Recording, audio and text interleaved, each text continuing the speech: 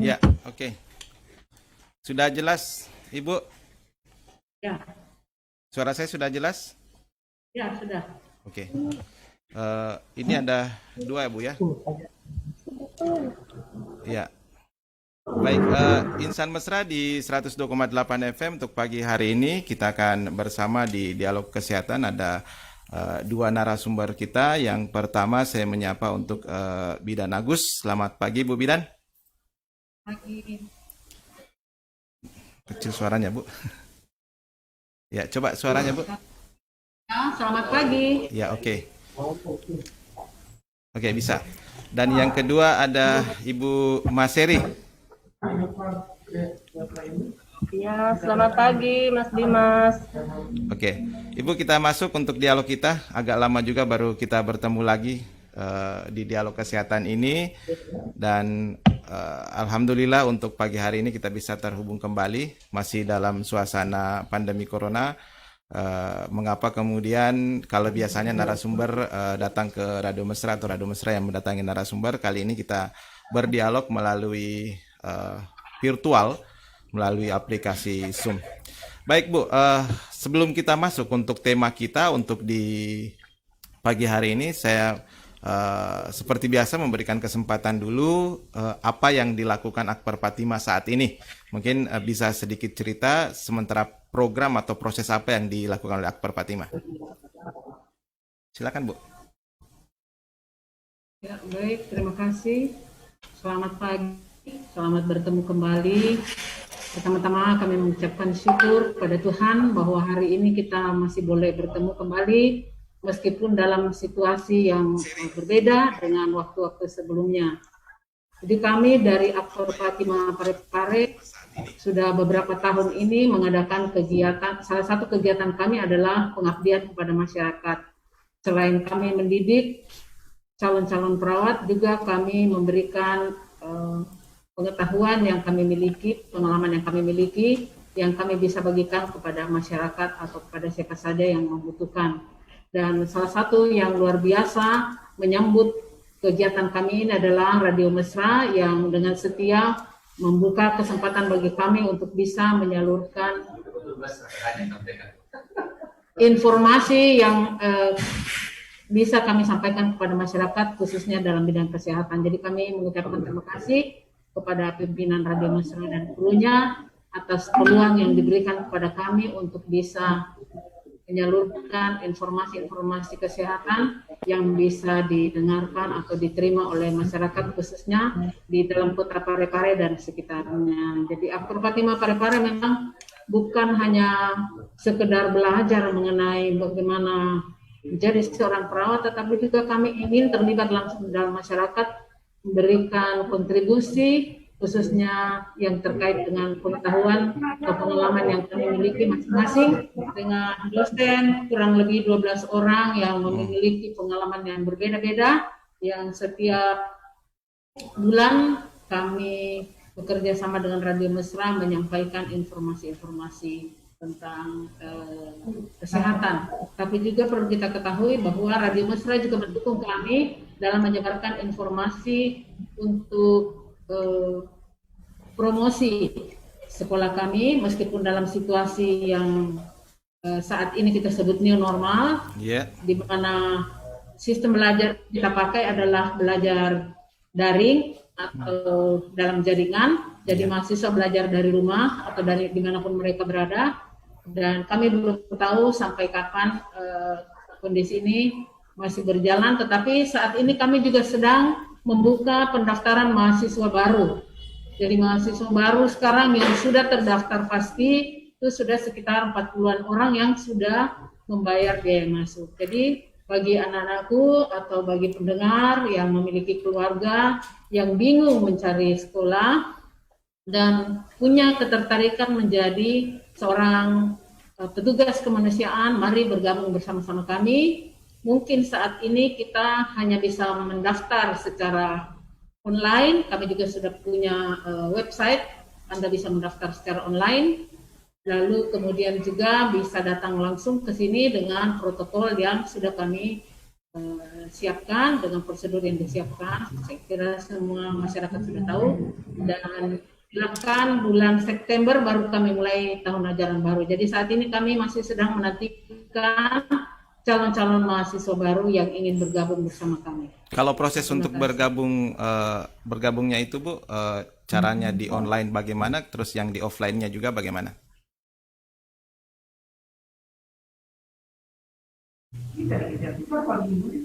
Halo Ibu. Halo, Ibu bisa mendengar suara saya? Ya, silakan. Ya. Terputus.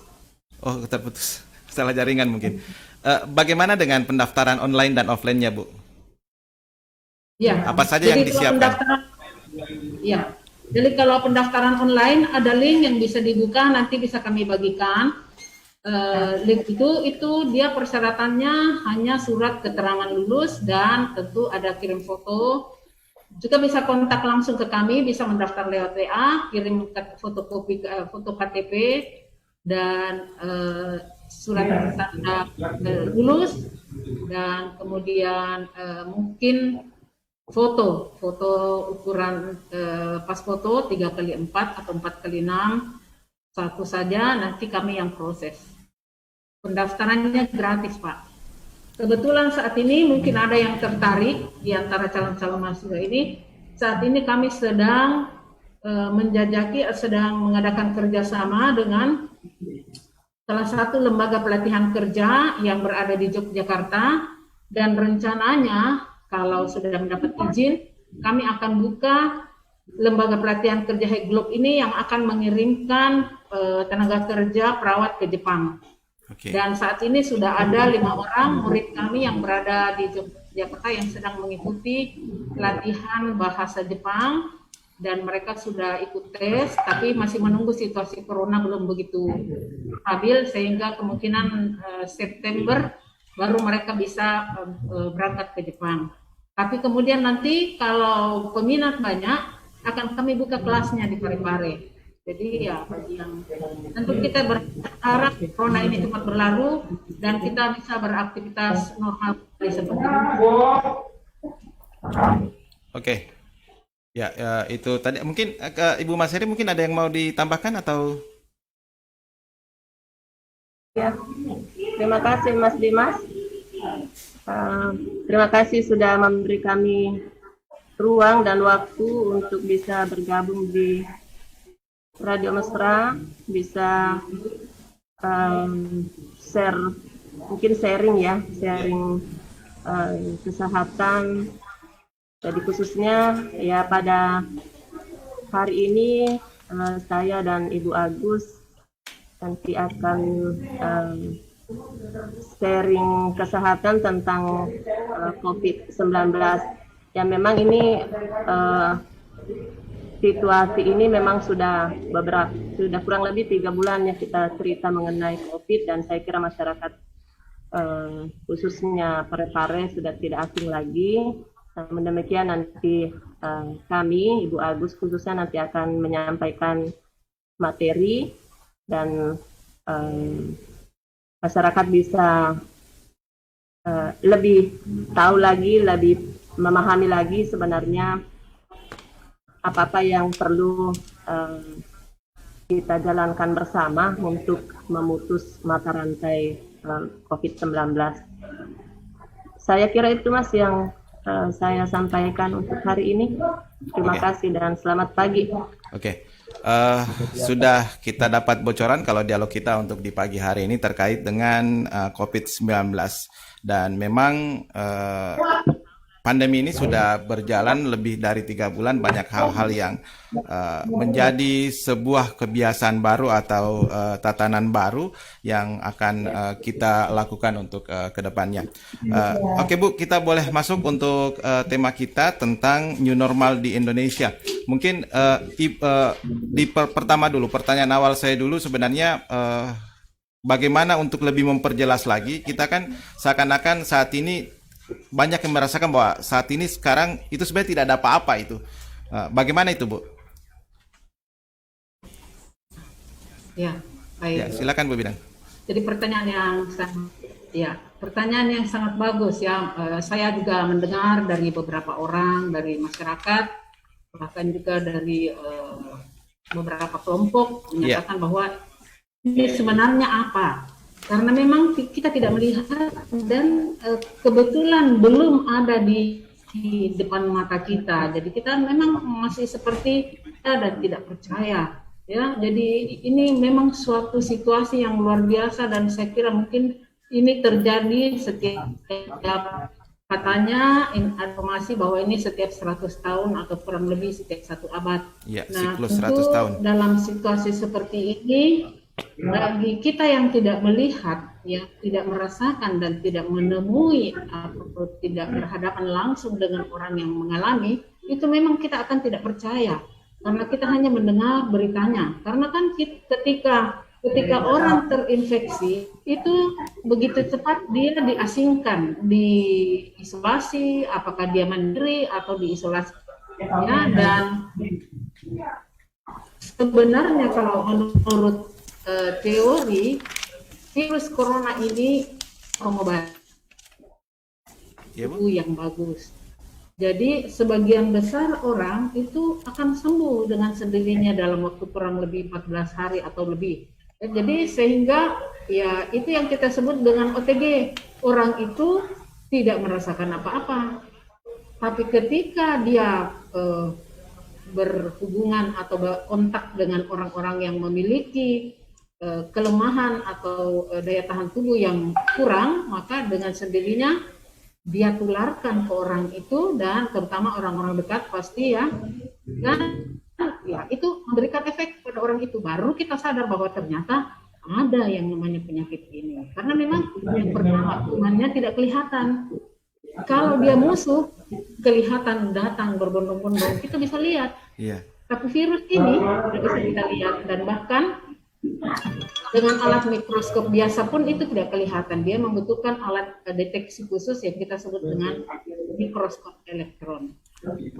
Oke, Ibu, bagaimana dengan pendapat sebenarnya corona ini tidak membunuh? Yang membunuh itu justru penyakit bawaan. Jadi tidak harus terlalu takut dengan corona ini. Ya, ya. Jadi itu pendapat beberapa orang ya. Jadi memang selama ini dari hasil-hasil penelitian pada umumnya yang memiliki atau yang meninggal itu memiliki penyakit penyerta. Jadi orang-orang yang sebelumnya ada penyakit dan diperberat dengan kondisi virus corona ini. Virus corona kan dia menyerang sistem pernapasan. Kita tahu bahwa kita hidup itu dari O2 atau oksigen. Kalau sistem pernapasan tersumbat, itu otomatis kita tidak bisa mendapat oksigen maksimal. Nah, kalau kita sudah memiliki penyakit lain yang menyebabkan kita juga sudah lemah dalam secara fisik, bagaimana mungkin tubuh kita akan bisa hidup kalau hambatan O2 terganggu masuk ke dalam tubuh kita? Kan di dalam tubuh kita yang membuat kita hidup, yang membuat kita bertahan itu kalau O2 yang masuk ke dalam tubuh kita dari sistem pernapasan diantarkan ke dalam darah, kemudian akan masuk ke dalam sel untuk membantu proses metabolisme tubuh. Sementara kalau virus corona, dia menyerang daerah atau organ sistem pernapasan yang menyebabkan terjadinya peningkatan sekret atau mukosa. Ya, sebagai salah satu respon adanya infeksi, karena dia kan kuman. Kalau kuman itu dia salah satu penyakit yang diakibatkan adalah inflamasi atau terjadinya kerusakan atau pembengkakan atau ya pada organ tersebut yang bersangkutan. Karena itu sangat jelas bahwa orang-orang yang mengatakan bahwa virus corona tidak mematikan, karena memang banyak orang bisa sembuh tanpa pengobatan bagi mereka yang sehat. Jadi dia sebenarnya memperberat orang-orang yang sedang dalam kondisi sakit. Nah, itu yang mereka kelompok-kelompok inilah yang harus kita jaga. Karena orang-orang ini kan ada di sekitar kita. Kelompok-kelompok ini satu anak-anak, yang kedua lansia, yang ketiga orang-orang yang memiliki penyakit. Mereka kan semua ada di sekitar kita. Jadi justru Bu yang berbahaya ini orang-orang yang tanpa gejala, Bu ya? Ya, mereka yang tanpa gejala. Kalau ada gejala kan dia batuk, kita pun bisa hindari. Tapi kalau dia sehat, kan kita tidak tahu dia sakit. Nah, itu yang kita jaga, itu yang kita sebut OTG. Oke. Oke, Insan Mesra boleh ikut bertanya. Kita siapkan layanan telepon di 23556 dan nomor telepon yang lain di 0852 9952 0104. Ini sebenarnya ada pertanyaan Bu melalui Facebook, cuman tidak ada sangkut pautnya dengan tema kita, tapi ada kaitannya dengan Akbar Fatimah. Kayaknya perlu juga untuk saya bacakan. Bulan berapa anak sekolah, Bu? Oh ya, baik, terima kasih. Jadi sesuai dengan anjuran pemerintah dalam hal ini Kementerian Pendidikan dan Kebudayaan itu sudah mengumumkan bahwa untuk SD sampai SMA, mulai dari PAUD sampai SMA itu belum ada. Belum ada, Bu ya. Halo, Bu Bidan Agus. Kayaknya agak terganggu jaringan, mungkin Ibu Mas Heri bisa Tapi menambahkan? Ya, bagi perguruan tinggi, ya. itu ada juga kebijakan bahwa perguruan tinggi belum ada ketetapan bahwa kapan kuliah offline atau kuliah tatap muka itu bisa dimulai.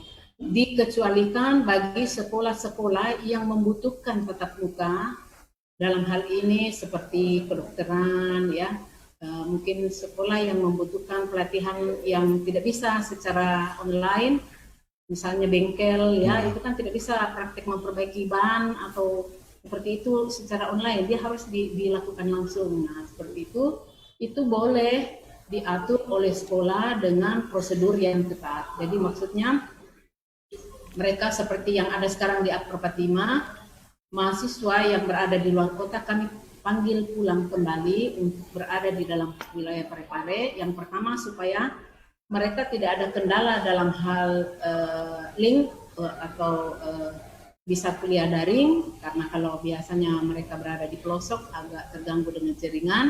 Yang kedua, mereka kami panggil secara bergilir untuk datang ke kampus, tapi dengan prosedur. Jadi untuk praktek, untuk perawat itu kan kalau menyuntik tidak bisa online, Pak. Tidak bisa kita kasih contoh, begini caranya menyuntik. Lalu nanti setelah dia tamat, tiba-tiba dia menyuntik, dia hanya melihat lewat video. Itu sangat tidak bijaksana, ya. Karena ini menyangkut nyawa manusia. Jadi mereka harus betul-betul melakukannya secara nyata. Dan itu kami lakukan dengan cara mengundang mahasiswa datang dalam kelompok kecil, biasanya 4 orang atau 6 orang, lalu datang dengan prosedur yang sudah kami bagikan ke mahasiswa. Jadi misalnya pakaian kuliah dan sepatu dan peralatan itu dibawa di dalam tas, nanti sampai di kampus langsung cuci tangan, dia ganti semua pakaiannya termasuk sepatunya, lalu kemudian bisa ketemu dengan dosen. Ketemu dengan dosen juga tetap dalam kondisi menggunakan masker, jaga jarak. Ketemu dengan temannya juga begitu. Kita ingatkan, jaga jarak minimal 1,5 meter. Jadi andai pun mereka ada yang membawa virus, itu dengan situasi yang sudah diatur sedemikian rupa itu meminimalkan risiko kontak. Oke. Ya, jadi agak keluar dari tema, tapi tidak apa-apa untuk memperjelas saja. Ibu Mas Heri mungkin kalau kurang jelas mendengarnya bisa mendengarkan di Radio Mesra di 102,8 FM. Tadi saya lihat gesturnya Ibu Mas Heri kayaknya kurang jelas mendengarkan. Oke, Ibu, 3 cuma bulan. agak kecil memang suaranya. Ya, oke, Ibu, 3 bulan ini adalah masa sebenarnya kita menyesuaikan dengan corona, ya, COVID-19 ini. Kemudian Bapak Presiden memunculkan istilah baru, yaitu new normal. Artinya ada yang membaca bahwa ini adalah sikap menyerah, tapi ada yang membaca bahwa inilah yang harus dilakukan sebagai upaya berdamai dengan virus corona ini. Nah, Insan Mesra nanti juga boleh bertanya ya seputar virus corona ini, boleh melalui WhatsApp, boleh melalui telepon, atau boleh melalui akun Facebook Mesradio Parepare. Oke, saya ingin bertanya Bu tentang new normal ini, tapi saya dahulukan pertanyaan-pertanyaan juga yang ada di Facebook. Ini ada Aminto Baru dari Malaysia. Pertanyaannya adalah, saya ingin bertanya tentang karantina. Kenapa harus dikarantina padahal dia orangnya sehat? Karena kalau menurut saya yang wajar di karantina itu dirawat itu adalah orang yang sakit. Ini mungkin terkait dengan OTG atau ODP. Bagaimana itu, Bu? Ya, jadi saya kira itu pernyataan bagus. Sebenarnya itu yang Iya. Bidan Agus agak terganggu kayaknya jaringannya. Mungkin Bu Maseri bisa menjawab mungkin. Oke. Ya, mengenai karantina untuk virus corona ini, ya. Ya, silakan. Oke, silakan Bu. Oke, di bidang Agus udah bagus, Pak? Ya, sudah. Ya, oke, silakan. Ya. Ya, silakan, Jadi, Bu. situasi yang kita hadapi sekarang yang kita sebutnya normal ini sebenarnya bukan dari pemerintah Indonesia. Jadi ini adalah masukan dari WHO, di mana bukan hanya Indonesia yang melaksanakan ini, tapi hampir seluruh dunia. 10 menit lalu saya baru saja menerima informasi dari teman yang ada di Belanda. Beliau itu juga perawat yang sudah pernah kerjasama dengan kami. Dia mengingatkan selalu, Agustina, jangan normal ini tetap berada pada rambu-rambu yang sudah ditentukan pemerintah. Dan saya jawab, ya, kami saat ini sedang berjuang untuk menghadapi itu. Memang tidak nyaman, ya. Saya tahu ini adalah respon-respon dari orang yakin, ya. Jadi seperti pertanyaan yang tadi dikatakan bahwa kenapa orang yang sehat di karantina atau diisolasi. Nah, justru yang sehat itu yang dicurigai, yang pernah kontak dengan orang-orang yang positif atau berkunjung ke daerah yang pada saat itu mungkin daerah itu masuk dalam kelompok zona merah atau zona hitam, itu dikarantina maksudnya supaya dalam masa karantina itu virusnya bisa sembuh dan tidak dia tularkan ke orang lain. Ya, jadi itu kan sebenarnya kita karantina itu sebenarnya kita bukan merasa bahwa karantina ini kita sedang sakit, justru kita yang sehat ini yang tidak kelihatan tapi di dalam tubuh kita kemungkinan ada kuman itu, mari kita menyendiri dulu, menjauhkan diri dari orang-orang yang kita sayangi, baik itu keluarga kita, sahabat-sahabat kita, maupun tetangga-tetangga dan teman-teman kita, supaya mereka tidak terpapar. Karena kan virus ini setelah 14 hari itu diperkirakan sudah bisa hilang, sudah sembuh atau minimal sudah tidak memiliki kemampuan untuk bisa menginvasi ke orang lain. Nah, itulah maksudnya kenapa dikarantina. Ya, jadi jangan berkecil hati kalau misalnya dikurung atau diminta secara sadar untuk isolasi mandiri. Dan kenapa pemerintah turun tangan? Karena kadang-kadang orang ini tidak mau terima karena tidak mengerti, mana saya sehat, saya tidak batuk, saya tidak flu. Betul. Tapi di dalam tubuhmu ada kuman yang kita sebut carrier. Carrier itu pembawa kuman. Okay. Sebenarnya bukan hanya virus corona, ada banyak penyakit lain yang orangnya carrier. Misalnya tipes, tipoid, dia membawa penyakit tipoid di dalam tubuhnya. Mungkin dia sehat, jadi dia tidak memunculkan gejala. Tapi dia melakukan kegiatan yang misalnya dia masak dan di tangannya itu mungkin ada kuman dari tipoid itu. Lalu kemudian orang-orang ini melayani atau mungkin mengolah makanan dan itu akan menularkan orang lain, sama dengan hepatitis, ya, penyakit hepatitis, penyakit kuning. Itu orangnya bisa carrier, orangnya sehat, tidak kelihatan kuning, tapi di dalam tubuhnya ada kuman. Nah, itu yang harus isolasi mandiri sehingga tidak menyebabkan orang lain tertular. Ya. Artinya segi positifnya karantina atau isolasi ini sebenarnya bukan hanya pada virus corona itu, tapi virus-virus bukan yang hanya lain untuk juga dia, ikut. terutama untuk orang lain. Oh iya, ya Ibu, saya tambahkan sedikit. Gubernur sendiri sebenarnya untuk Sulawesi Selatan itu ada istilah namanya wisata COVID. Justru mereka dibawa ke Makassar, kemudian diladeni di situ meski di karantina, namun fasilitasnya juga dilengkapi di situ. Oke. Ya, itu mungkin Amin Tobaru, mudah-mudahan bisa jelas. Yang lain mungkin silakan untuk bertanya. Oh ya. Saya dengar informasi katanya bulan 7 anak-anak mulai sekolah. Ya, sudah dijawab tadi. Nah, Ibu, kembali ke new normal ini. Sambil insan mesra yang lain silakan untuk yang pengen bertanya. Sebenarnya seperti apa penerapan new normal ini, Bu, untuk nantinya apa-apa yang harus mungkin dilakukan? Ya, baik. Ya, saya kira ini sangat penting karena saya menangkap ada sekelompok atau ada sebagian kecil orang-orang yang menangkap bahwa new normal itu sudah hidup normal. Iya. Oh, kita kan sudah normal, berarti tidak perlu pakai masker lagi, tidak cuci tangan lagi, tidak social distancing lagi. Jadi itu sebenarnya penangkapan yang keliru ya, karena tatanan hidup baru artinya kita kan sudah 3 bulan ini mundur dari segala kegiatan ya, sampai imbasnya itu luas, bukan cuma ekonomi ya, sosial dan psikososial, bahkan secara psikis kita merasa stres berada di rumah terkurung, sementara kita merasa tidak ada apa-apa yang ditakuti ini, di mana ini sebenarnya yang ditakuti, tapi kita pakai masker, kita hidup di rumah, sedikit-sedikit cuci tangan dan sebagainya, bahkan tidak bisa melakukan aktivitas di luar rumah yang terutama yang ada kaitannya dengan aktivitas kita masing-masing, pekerjaan kita, baik sebagai pelajar, sebagai pekerja, ya sebagai apapun kita, dan itu kita sangat terhalang, ya sangat terganggu. Tetapi ini kita tidak bisa sendiri. Ini situasi yang luar biasa baru bagi kita dan membuat kita cukup shock ya menghadapinya. Nah, pemerintah itu dalam hal ini WHO itu melihat bahwa ini situasi yang tidak bisa kita biarkan, karena memang virus ini sebenarnya bisa hilang dengan sendirinya. Ya, kenapa tidak bisa hilang? Karena kita tidak taat untuk mengurung diri selama kita merasa terpapar dengan orang-orang itu. Andaikan orang-orang yang terpapar dan merasa pernah ke daerah yang terinfeksi itu patuh pada aturan 14 hari harus stay di rumah dan tidak boleh kemana-mana dan jaga jarak dan pakai masker dan cuci tangan, maka itu sangat cepat berlalu ya. Kita lihat dari beberapa negara. Salah satu negara yang luar biasa adalah Taiwan ya. Yeah. Cepat sekali keluar dari persoalan ini karena yang namanya ketertiban, ketaatan, kepatuhan, kedisiplinan itu mereka sangat kuat. Jadi tidak perlu harus ada protes karena ini untuk keselamatan kita bersama.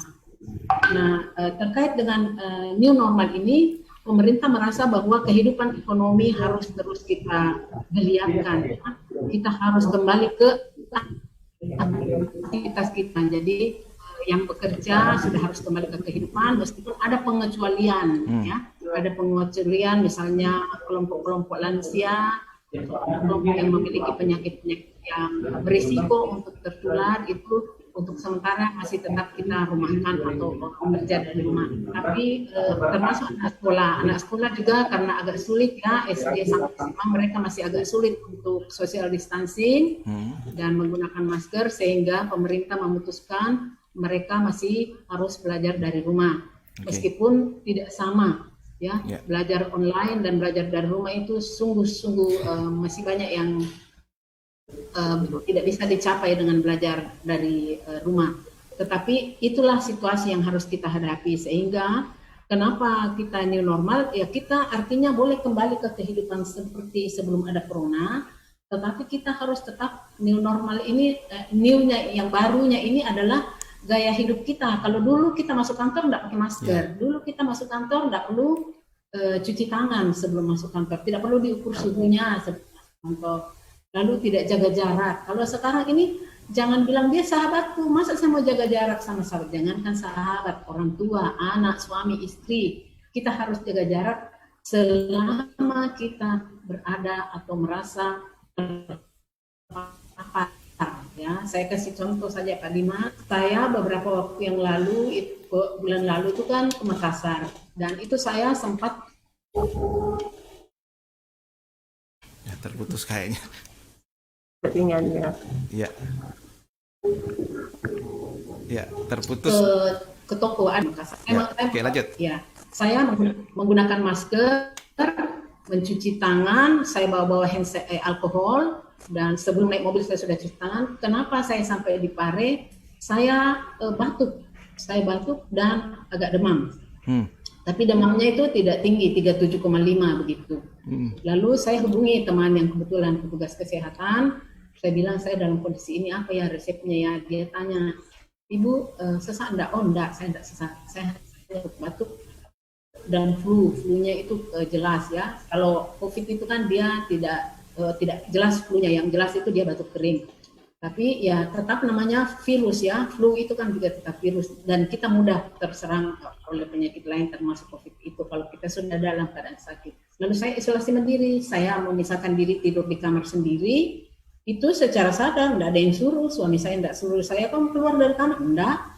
Saya langsung dengan sadar saya tinggalkan kamar, saya pergi kamar sendiri dan saya memisahkan alat-alat makan yang saya pakai dan saya bilang dan pakaian saya itu saya langsung rendam sendiri dengan sabun selama beberapa hari itu.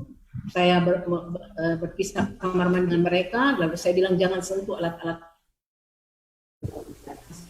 saya, nanti saya urus sendiri karena saya masih bisa jalan ke sana kemari sambil saya minum obat dokter dan juga obat tradisional, ya beberapa obat tradisional yang disarankan. Lalu kemudian saya sembuh, tidak sampai 1 minggu saya sembuh, jadi berarti ya saya tidak tahu apakah saya corona, saya tidak tes, tapi saya tidak mengalami sesak dan juga tidak ada batuk juga tidak berlanjut dan saya bisa sembuh dalam waktu singkat. Jadi saya sadar bahwa tidak nyaman memisahkan diri, saya harus tidur di kamar, saya panas-panas, saya tidak nyalakan kipas angin pun dan ya itu adalah saya menyayangi orang-orang yang saya temani di rumah, termasuk teman-teman saya izin tidak masuk kantor. Kalau saya sakit, lebih baik saya sendiri sakit daripada saya buat semua orang. Itu prinsip. Jadi sebenarnya lebih ke proteksi orang lain, Bu ya, bukan proteksi diri kita sendiri, proteksi ke orang lain. Terutama kita melindungi orang lain. Ya, ini ada balasan, Bu. Oh, seperti itu. Terima kasih untuk penjelasannya tentang karantina. Akhirnya saya tidak takut untuk di karantina. Ada telepon, saya coba terima. Baik. Ya, Assalamualaikum. Silakan Pak, langsung. Begini Bung Dimas ya. Ya. Berhubungan terkait masalah rapid test ya. Ya. Yang sering diadakan di perbatasan sana, Mbak, ya. Kenapa, Bu? Apakah alat yang seperti itu yang dipakai sebagai mengukur untuk terkena ini ya, apakah itu positif atau negatif? Termoskennya Pak ya? Halo Pak. Apakah alat yang seperti itu yang kita pakai, Bu Dokter ya? Yang dimaksud alat ini termoskennya atau rapid testnya atau apanya Pak?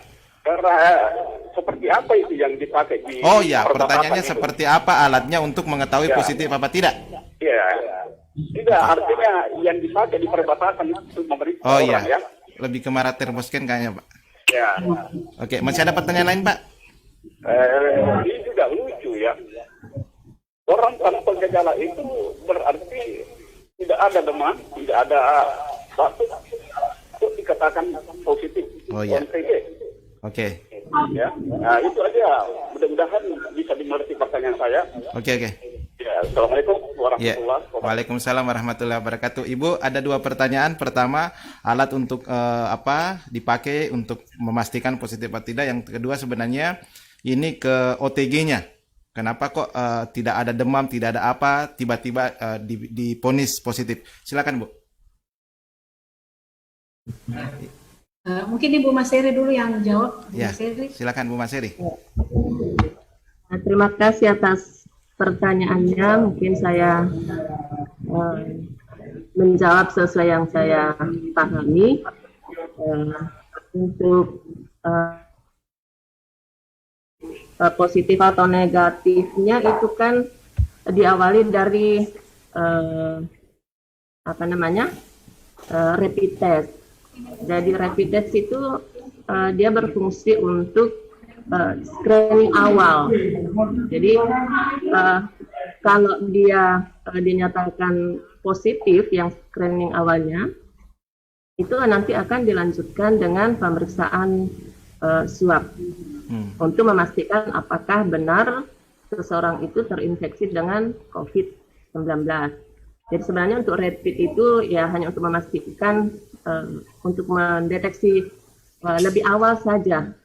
Bukan kepastian reaktif apa tidak Bu ya? Ya. Bukan kepastian positif apa tidak Bu ya? Rapid test itu?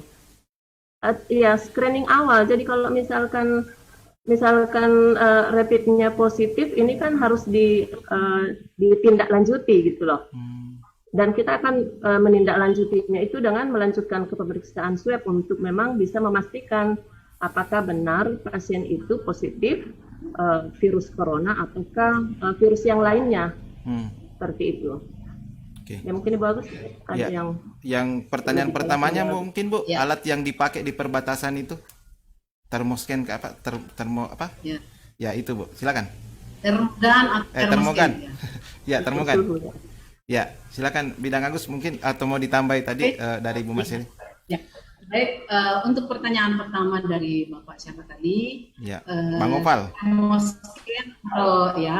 Termoscan atau termogan itu sebenarnya hanya alat ukur mengukur suhu saja. Itu tidak menentukan bahwa ini sudah corona atau virus corona atau tidak. Itu hanya mengukur salah satu gejala utama dari COVID-19 ini adalah demam, ya, demam tinggi. Dan kalau dia mendeteksi di jalan itu sebenarnya hanya untuk mendeteksi siapa yang panas itu yang demam itulah yang akan ditahan nanti lalu mungkin dilakukan pemeriksaan rapid Lanjutan. testnya ya, jadi bukan untuk menentukan bahwa dia positif virus. Bisa saja dia demam karena tipes, bisa Ya. saja dia demam karena ada penyakit lain ya. Jadi bukan itu menentukan, itu sebenarnya hanya alat ukur sederhana untuk mendeteksi demam. Oke. Terus mungkin bisa ditambah lagi, tadi agak kurang jelas juga saya dengarnya dari Bu Maseri tentang OTG ini orang tanpa gejala ini kok Ya. positif, ternyata kan dia tidak baring atau apa misalnya, tidak sakit. Ya. Silakan Bu. Jadi untuk OTG sekali lagi justru yang kita takuti ini orang-orang OTG yang dia dalam keadaan sehat tapi di dalam tubuhnya itu membawa kuman. Kelihatannya sehat tapi dia berisiko menulari orang lain dan orang lain itu bisa jadi lebih berat, bisa jadi menjadi sakit, menjadi gawat, menjadi sesak napas, dan penyakit ditopang dengan terutama yang saya bilang tadi kelompok-kelompok yang daya tahan tubuhnya menurun, mereka memiliki penyakit penyerta misalnya diabetes atau hipertensi atau penyakit-penyakit infeksi lainnya, atau mereka yang sudah kanker ya memang sudah lemah tubuhnya karena digerogoti kanker, lalu datanglah virus ini kan jangan virus corona, virus flu biasa saja. Kalau kita flu dan demam itu kita lemas loh, sampai beberapa hari nggak kuat kerja, kita loyo, padahal kita anggap ini flu ya. Dan ini corona ini mutasinya dia lebih kuat daripada virus biasa. Nah itu yang harus kita jaga. Jadi ya Bapak Ibu atau saudara-saudara yang pernah terpapar ya bijaksanalah untuk tidak menulari orang lain. Jadi kita harus jaga juga orang-orang yang kita sayangi, jangan sampai mereka terpapar oleh kita yang kita sendiri merasa yakin sehat. Memang kita sehat, tapi kan kita berpotensi membuat orang lain menjadi sakit. Dan apa yang kita alami sekarang? Ya seperti ini sekarang, ekonomi kita merosot karena orang-orang yang OTG ini yang tidak mau mendengar, dan juga sebenarnya mungkin dia mau dengar, dia juga tidak tahu bahwa dia sedang sakit atau tidak. Maka sebenarnya paling bagus seandainya memungkinkan seluruh warga itu dites PCR, bukan lagi tes rapid, karena rapid test itu sebenarnya hanya deteksi awal saja, itu tidak memastikan dia positif coronavirus, tapi dia positif ada antigen atau ada benda asing semacam kuman, virus ataupun apapun yang masuk ke dalam tubuhnya.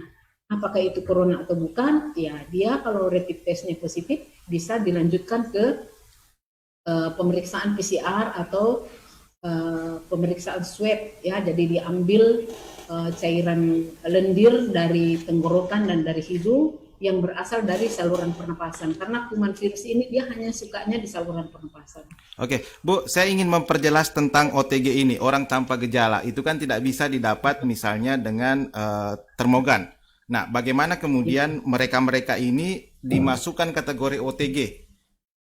Ya, jadi OTG itu adalah yang pertama kalau dia misalnya pada saat dilakukan pemeriksaan deteksi rapid test atau juga bisa dilakukan PCR dan mereka positif tapi dia tidak rasa apa-apa, mereka itu OTG ya. Jadi seperti yang orang Indonesia yang pertama kali tertular waktu itu, mereka kan ada 3 ya, mama dan 2 anak.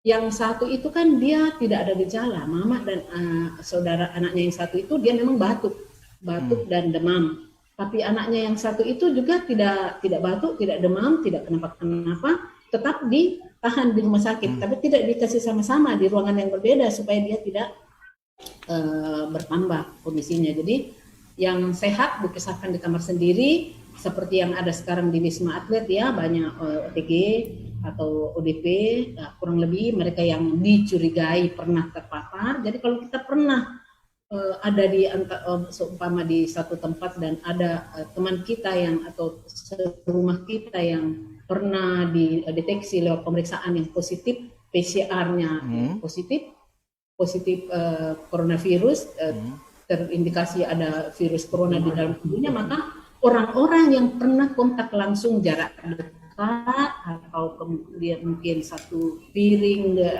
yang sama, menggunakan duduk bersama-sama, itu semua adalah OTG. Mereka ini adalah orang yang punya potensi meskipun belum tentu sakit. Artinya punya potensinya Bu ya, bukan punya gejala tapi potensinya. Dan mereka-mereka yang pernah kontak dengan penderita.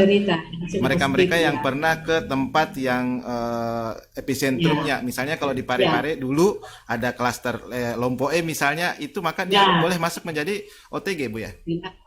Iya. Oke, saya kembali lagi ke tema kita Bu. Ini kan bahwa kita akan membiasakan perilaku, akan beradaptasi dengan atau membudayakan perilaku hidup bersih dan sehat. Ini kemudian disebut sebagai normal. Cara apa saja yang kita bisa lakukan? Tadi sebenarnya Ibu sudah sedikit menyinggung bahwa harus pakai masker, kemudian menjaga jarak.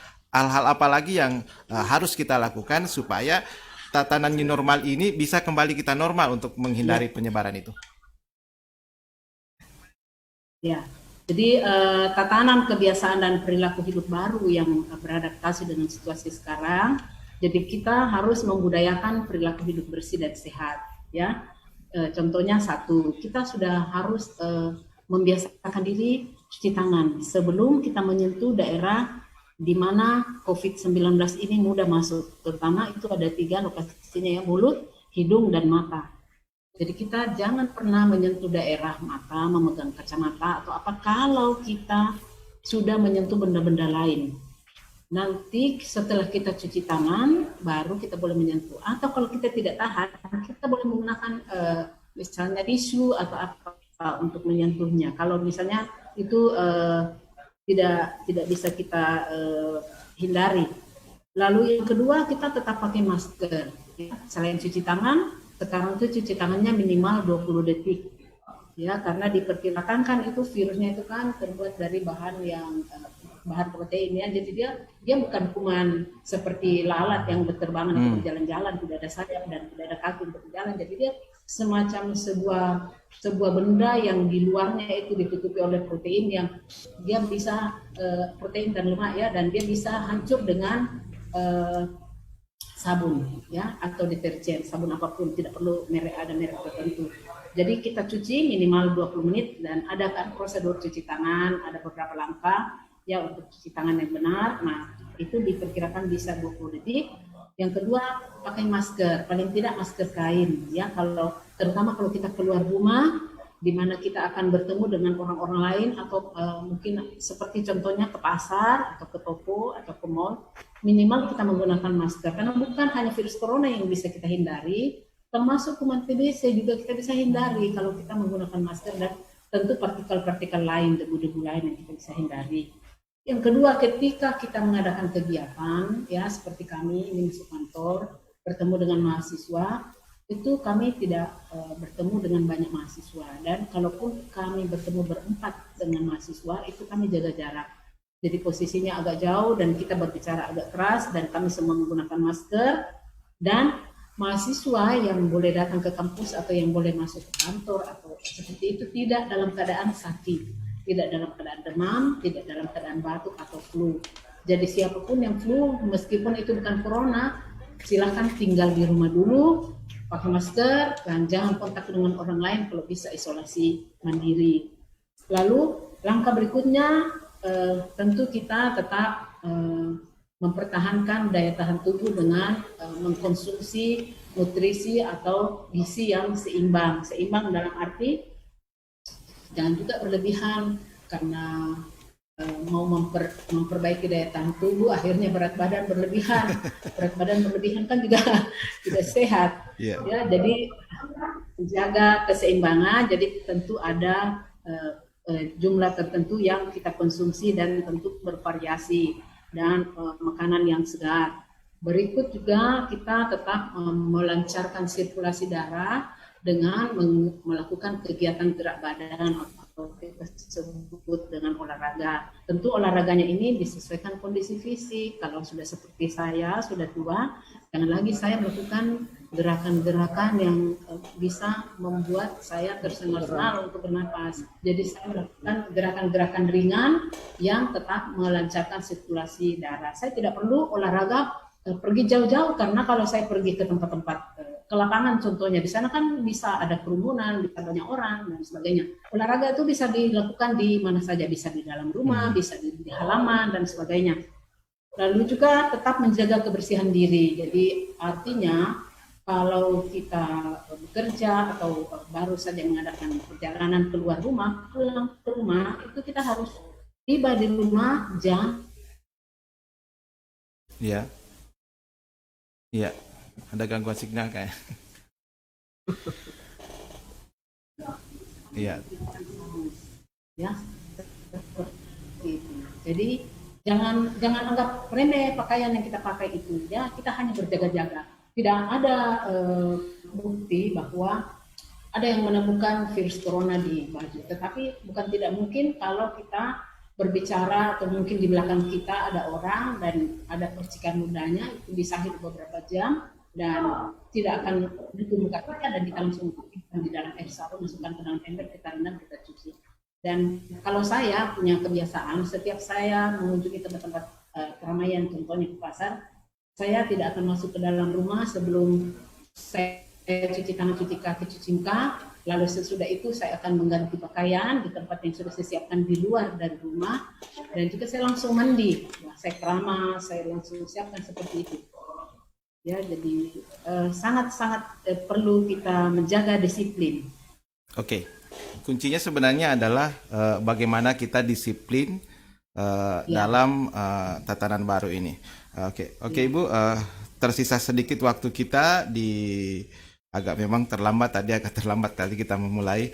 Nah, mungkin ada ringkasan bagaimana seharusnya pedoman tatanan new normal ini kita dalam menghadapi COVID-19.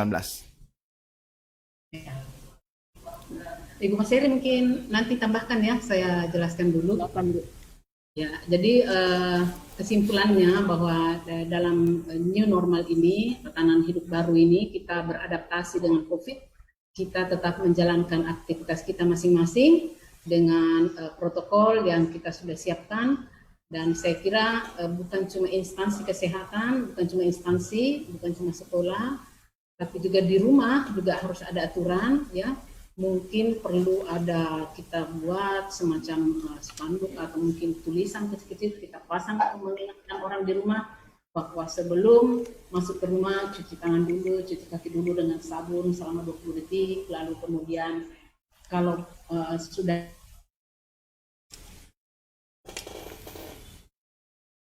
agak terganggu. Ya, lanjut. Ya, lalu kemudian jangan lupa kita menjaga jarak dengan siapapun, kecuali dengan orang yang serumah yang sehari-hari kita bergaul, ya tentu kita sudah saling adaptasi, kecuali mereka baru datang dari luar, terutama itu orang-orang yang berpergian ke daerah. Oke. Ya. Di rumah, kalau di agak putus, Bu. Agak putus, Bu Bidan. Ya, mungkin boleh ditambahkan Ibu Mas Heri koneksi dengan Ibu Bidan Agus, kayaknya ada masalah. Ya. Oke, Mas Dimas, saya kira tadi sudah panjang lebar Ibu Agus menyampaikan mengenai kehidupan new normal atau merubah pola hidup yang baru, tetapi tentu dengan mengikuti setiap protokol kesehatan yang sudah ditetapkan oleh pemerintah, dan itu wajib hukumnya kita melakukan untuk mencegah penyebaran virus COVID-19 ini. Ya. Terus kemudian yang saya mau sampaikan kepada kita masyarakat, khususnya pare-pare, ya kunci keberhasilan dari new normal ini adalah kepatuhan. Jadi harus patuh. Nah, dengan patuh itu ya kita patuh melaksanakan anjuran pemerintah, protokol kesehatan yang sudah kita buat. Dengan demikian ya kita bersama-sama bergandengan tangan untuk bisa memutus mata rantai COVID-19 ini. Jadi kuncinya adalah kita patuh, disiplin, dan sadar diri untuk bisa saling bergandengan tangan supaya kita bisa kembali ke kehidupan yang sebelumnya. Saya kira itu, Mas. Terima kasih. Baik, makasih banyak waktunya untuk Ibu Bidan Agus yang ada di Akbar Fatima dan Ibu Maseri. Salam aja untuk semua teman-teman di sana. Semoga kebersamaan ini bisa membuat kita semakin tercerahkan dengan informasi-informasi yang diberikan, dan sedikit kesimpulan bahwa new normal ini akan berjalan sesuai dengan rencana jika kedisiplinan itu tetap menjadi dan yang kita jaga. Terima kasih Ibu. Sampai di sini dialog kita. Wabillahi taufik wal hidayah. Wassalamualaikum warahmatullahi wabarakatuh. Siang. Terima kasih Ibu ya. Ya.